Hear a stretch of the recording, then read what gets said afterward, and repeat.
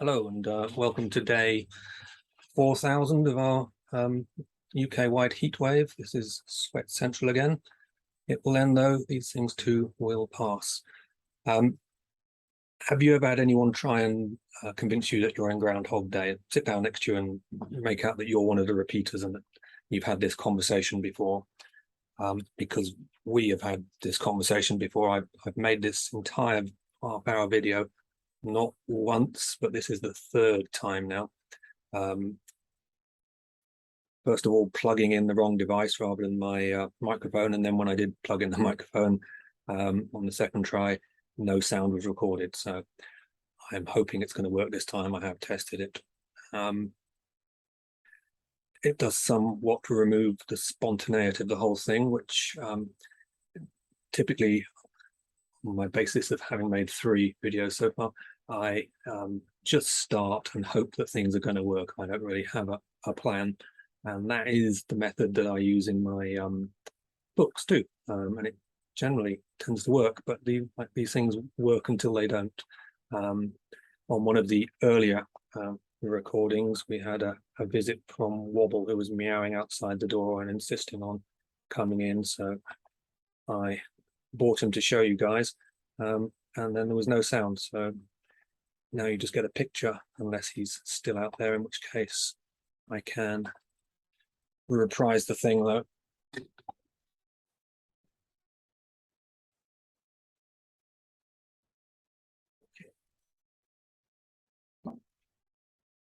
Fortunately, he's passed out from heat stroke, so there's a Maine Coon for you.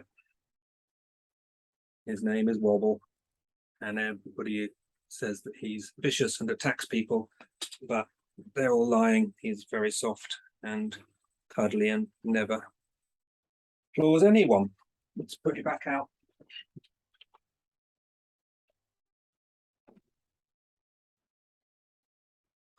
On the second video attempt, it was our dog Ruby who was barking in the front garden. You may hear in the background a few cheers because they're playing cricket in the park just out in front of our house, which is a totally insane thing to do. So, video, I'm going to talk about the SPFBO today, and people are always asking me why I created the thing.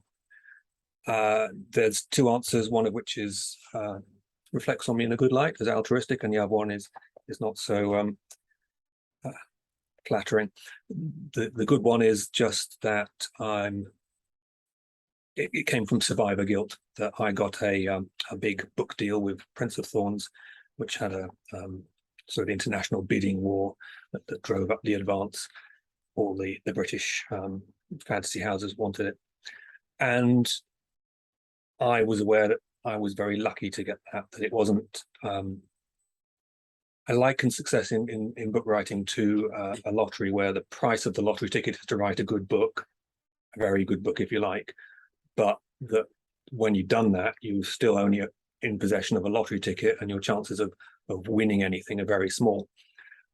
So I purchased my lottery ticket, but the reason I won was not my skill and personal brilliance, but that the stars aligned, and the stars in that particular instance were that Abercrombie had created an interest. Abercrombie, who I'd never read, had created an interest in grimdark, which I'd never heard of, and publishers were looking for the next thing in this genre, and it just happened that mine fell into that frame.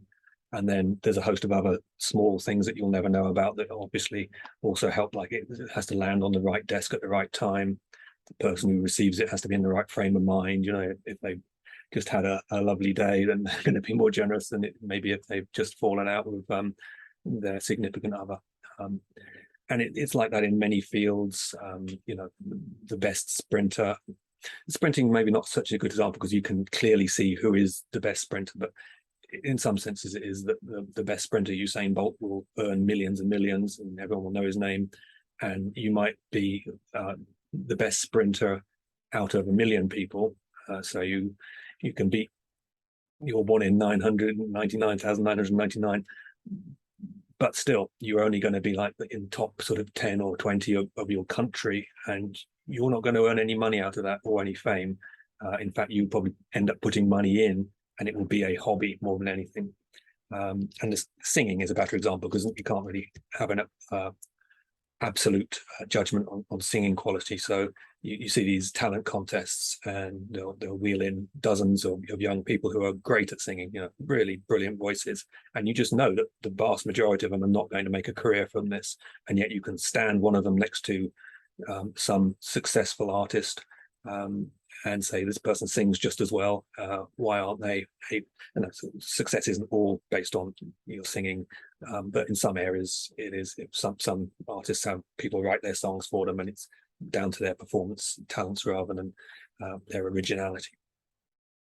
Very non-linear, so you have to be lucky. Things align. I was lucky. I had survivor guilt, and I wanted to set up something that would offer another chance to authors who maybe hadn't had the same luck. It still can't compensate for it, but it was just a gesture. The less flattering element is just that I like contests, and I have sort of restless imagination. I'm always building and creating things, and this was one of those. And it was a case of, if you build it, they will come. And in the end, people did jump on board with it. It's the bloggers who do all the work. So I knew that some bloggers, like Sarah Chorn, who I discussed it with early on, she used to run the Bookworm Blues blog as a review site, and she would read in excess of 300 books each year, sometimes getting up to a book a day level, and I read like 10 or 15 max. But I thought, for people like her, taking on the burden of reading 30 extra books, especially as they wouldn't have to read all of it, each of them, would possibly be something I could cope with and be interested in. And I did get those 10 blogs. So I'm just going to scroll through the official homepage and comment on the content. And yes, it has to be said that the homepage is a bit homemade.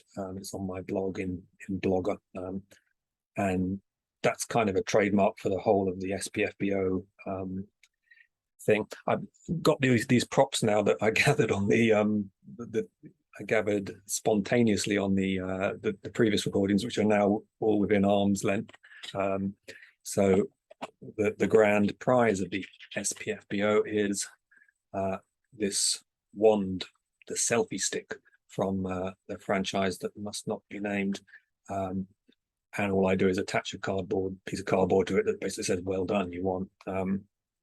So you can see that it's a fairly low budget enterprise. Recently, this year, we did a GoFundMe and funded these guys.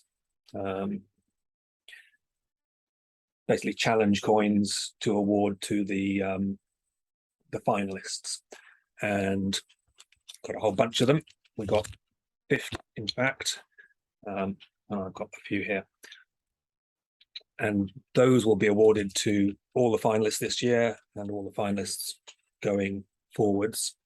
And in addition, any existing finalists are welcome to come to BristolCon and have the thing awarded in a little ceremony, which I'm told is nice. And we're going to have Mihir Wanchu. He's coming across to BristolCon anyway. He's flying from America.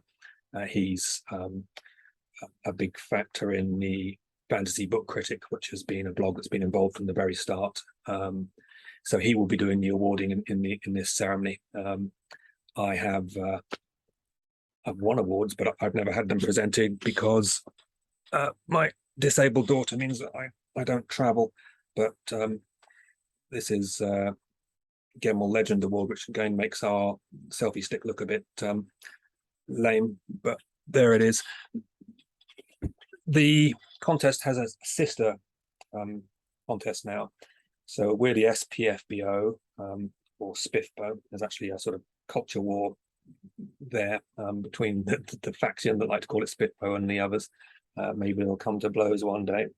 I just scroll forwards a little bit. Yeah, the sister contest is for sci-fi and is run by author Hugh Harry, who a very successful sci-fi guy who wrote Wool. And let's just see, I click here, We can see it's called the SPFBO, trips off the tongue, and that started last year. They've had a fine champion, and they're going again this year. And Hugh Harry has an unwrapping video where he shows you the chunky, lovely ray gun that is their prize, which is frankly much better than ours. However, we will talk about that a bit more, and turns out that the prize isn't the magic wand, it's the friends we met along the way. So 300 books, 10 judges, 1 champion, that's our strapline. And in the first year, there's a limit, a minimum I was prepared to accept, which was 250. I said, if we don't get that, then we won't bother going ahead. And we got, I think it was 270 odd. And it took we sort of limped there over the course of 3 or 4 days. But every year since, we've had the full 300, and the time taken to gather them together has gone down and down. So this year, it took 9 hours to get the 300 people in. So these are the blogs that are involved, and they're listed there in sort of chronological order of how long they've served. I think these 3 here are the only originals from the very first one. Now there are basically, we sort of lose on average about 2 each year, and sometimes they're just taking a break and come back later, or sometimes they've sort of dropped out of the blogging game or found it was too much effort to do. The most recent person we've had join is Bookborn, and she's a very popular YouTuber. I mean, maybe not as popular as me, but very popular. And Becky M is also a YouTuber. So we've got a mission statement for the contest, which is to shine a light on self-published fantasy. And the ideal is that we will have as a champion a book that almost nobody had read before, and we're bringing to light, that without the contest, it may have just withered away. But if a very successful self-published book comes along and joins the contest and wins, that's fine too. And it's in part a filter, because there's an enormous amount of self-published work out there.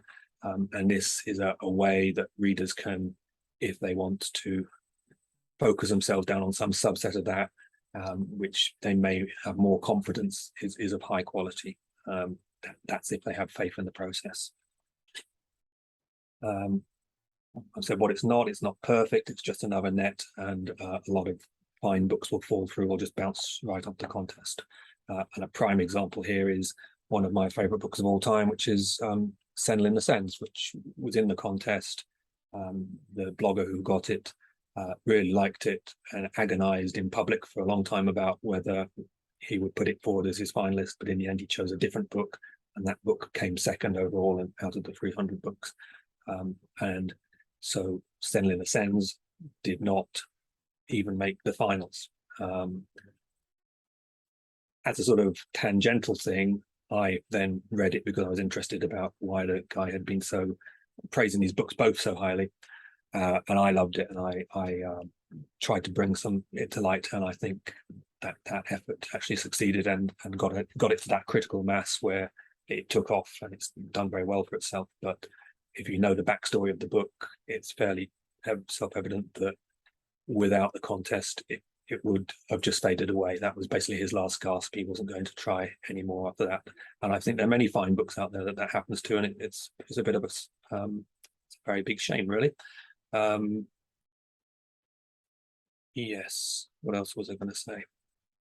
So the second point here is that it's not aimed at getting traditional publication deals. Some of the titles that have won the contest or been in the finals have got traditional publication deals, and I'm sure the publicity helped, but it would be insulting to self-publishers to say that to imply that their main goal was to get a traditional publishing deal. It's not. There are many of them who are very successful who have turned down traditional publishing deals because they aren't as lucrative as doing what they're already doing, or they just don't want to relinquish the level of control over the process that they have as a publisher.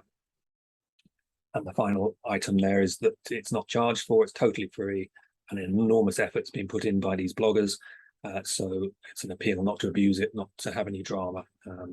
Obviously, books very personal thing. You pour a lot of yourself into them, and it hurts to have anything even slightly negative said about them. But we've been pretty lucky, I guess, on the whole with drama. We don't have an awful lot of it, but we've had our moments. So the rules are that you can only enter a book once. It's got to be a book one or a standalone. It must be actually self-published. Obviously, some books are very clearly self-published, but there's a boundary between self-published and traditionally published. And as you get closer to it, you get a grey area, and there's a sort of more detailed breakdown of how we judge whether a book is self-published. And clearly, if you're right on that boundary on the wrong side, you're going to be a little bit miffed about it. But that's the nature of these binary decisions. You're either in or you're out. It must be a fantasy book, and you know that judgment's going to be made by the bloggers, and they're simply going to just not advance your book in the competition if they don't feel it's a fantasy book. Only one book per author, no anthologies, and no short stories. It's not a book unless it's over 40,000 words. Some notes on the file type, and then just another thing to avoid drama. It says don't contact the blog you've been assigned to, because obviously those conversations have the possibility to devolve into something acrimonious. So just do it through me. We can sidestep that. And some observations. It doesn't matter how long your book's been published. It could be 10 years old or much older. That's fine. And then a note on the style of the reviews. There was some drama in past years where not the authors themselves again, but people sort of taking offence on their behalf were upset that maybe they felt one blogger had been too harsh in a review. And the answer to that is that there are 10 bloggers there, 10 very different styles. And I'm in no way dictating to them how they do their job. So we get what we get. And that whilst the purpose of the enterprise is to promote these books and self-publishing as a whole, if the bloggers just said every single one of the 300 titles they get in is amazing, then where's the discriminatory power there? And how are people who observe the contest, and those are the people whose attention all of these books want, how are those people to take seriously the praise for the finalists and the champion if every single book has got the same glowing praise? You have to demonstrate some level of discernment, and that will involve saying some negative things about some of the books. It's just the process, and these books are all published, and so they are open to critique of any type in any event. So your winner gets the selfie stick, which we've seen in all its glory, but the real prize is being reviewed on these 10 highly respected blogs, and of course catching the attention of not only their individual audiences, but the people who are observers of the SPFBO in its own right.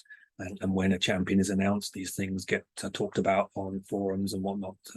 There'll be posts on our fantasy which will attract many eyeballs, and I estimate that there are tens of thousands, if not 100,000 avid fantasy readers whose eyes will be drawn to the champion, for example, as a result of this process. And if you were to try and reproduce that with mere money, I'm not sure it's possible, but if it was, then you would end up paying an enormous sum of it in order to get that same level of attention, and positive attention, and believable, authentic attention. So that's the real prize. So the process is divided into 2 phases. The first one is 5 months, where the bloggers put on their agent's hat. My own agent gets hundreds of manuscripts a week, and takes on about 4 people a year or something, a tiny fraction of those. So when he sits down to look at the manuscripts, he said it would take him about a day to look through 30, and basically that's an average of about 5 minutes per manuscript. Some of those he's only going to look at for a minute. He's going to look at the first page, look at the quality of the writing, and say this one's not for me. Others he'll invest more attention in and read a chapter or 2 chapters before giving up on, and very rarely he would go through the entire thing, and then after that, even more rarely, he would say, yes, I'm going to make an offer to represent this author. So in this process, books tend to end up getting a vastly better deal than that. It says that the blogs only have to review the book they put forward as their champion, or sorry, as their finalist, and that they only have to read as much of any of the books in order to make that decision. So if they read a page of one book, they could say, no, this is clearly not going to win, I'm not going to read the rest. But in fact, what actually happens is most of the blogs read most of the books. Some of the blogs read all of the books. And also, the blog only has to review the finalists they put forwards, but most of the blogs end up reviewing most of the books, and they end up, some of them review all of the books, and that's a very good deal. It's not compulsory, but the bloggers do it because they're nice. And then in the second phase, we have these 10 champions, and the blogs each read all of the champions, give each of them a score, and then they have to review the one they scored most highly and the winner. But they generally all end up reviewing all of the 10 books. And we have a scoreboard, which is a 10 by 10 grid. We just populate it with all these numbers between 1 and 10, and the book with the highest average is our champion. So we have had 7 champions so far, starting in 2015 with The Thief Who Pulled on Trouble's Braids, then The Grey Bastards, Where Loyalty Lies, Orconomics, The Sword of Kaigan, The Lost War, and most recently, Reign and Ruin. And I've read all of these champions and a scattering of the finalists as well. I would read them all if I was as fast a reader as some of these bloggers, but I'm very slow, unfortunately. And I plan in a later video to go through all 7 in one go and just give fairly brief reviews of them, though my full reviews are on Goodreads. You may have noticed the whole thing wobbling occasionally. That's when I'm scrolling about on the screen, and the reason for that is that you are balanced on a column of books to elevate you to the right height, so you're not on a very stable platform. We've got these designs here, thanks to Barbara Pickering, and those are on the challenge coins, but they can also be used as electronic stickers to put on the front of your book, and many of the contestants have done that. They come in this form with the date and with some discrimination, so finalists, winners, and also semi-finalists. Just helps with, I guess, marketing maybe. So here are all of the finalists over the past 7 years. That's 70 books, all of which have been judged to be the best book of a bunch of 30, and the one that the bloggers in question wanted to put forwards. So they're well worth your attention, and that's a great body of books, self-published fantasy, judged to be of high quality. And of course, there are all the semi-finalists and other stars amongst the contestants that are worth investigating, and you can click through to those. Here's the entire field across the years, rated by the total score that they got. And of course, scores can be to some degree a bit of nonsense. If you have a book that on Goodreads, half of its ratings are 5 stars and half of them are 1 star, its average is 3. You get another book, all of its ratings are 3 star, its average is 3. They look identical in terms of their score, but one book had half the people reading it loving the hell out of it, and the other book had everyone who read it going, yeah, it's all right. So there's a lot of subtleties there. Plus, these scores are not given by the same people. The team of bloggers is slowly changing over the years, and so they're not directly comparable. So just listing them like this is a bit of fun. And the book that's at the bottom of the list is by no means going to be a bad book. Somebody thought that was a really good book and put it forwards into the finals. And then finally, we have a bit of a demographic breakdown, just showing the split in between the male and female on the finalists. That's on the left, and then on the entries in the middle, and then on the champions at the end. So we got our first female champion 3 years ago, and then one this year. And yes, that's again for the third time I come to the bottom and I'm mildly surprised that the process has ended. I'm now going to go away and look at this video, and if it doesn't have sound on it, it may never reach the screen because I will have lost the will to live.